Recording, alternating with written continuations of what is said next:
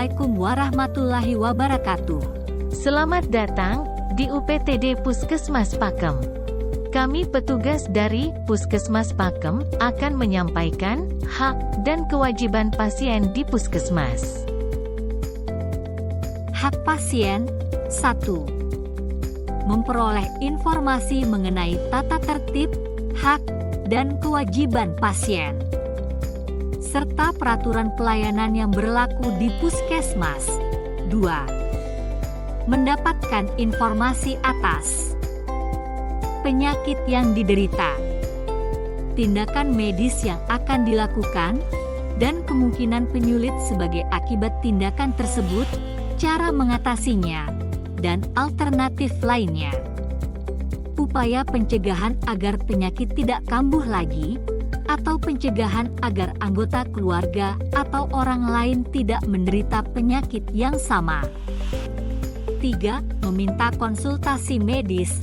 4. Menyampaikan pengaduan, saran, kritik dan keluhan berkaitan dengan pelayanan. 5. Memperoleh layanan yang bermutu, aman, nyaman, adil, jujur dan manusiawi. 6. Hasil pemeriksaan yang meliputi diagnosis dan tata cara tindakan, tujuan tindakan, alternatif tindakan, resiko, biaya dan komplikasi yang mungkin terjadi dan prognosis terhadap tindakan yang dilakukan. 7. Memberikan persetujuan atau menolak atas tindakan yang akan dilakukan oleh tenaga kesehatan terhadap penyakit yang dideritanya, kecuali untuk kasus KLB dan kasus yang dapat membahayakan masyarakat. 8. Keluarga dapat mendampingi saat menerima pelayanan kesehatan.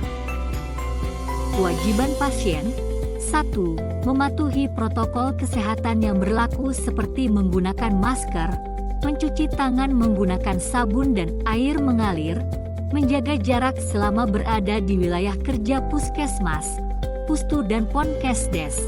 2. Membawa kartu identitas KTP atau KK setiap berobat dan berkunjung ke wilayah kerja puskesmas, pustu dan ponkesdes. 3. Khusus pasien berobat atau berkunjung di puskesmas.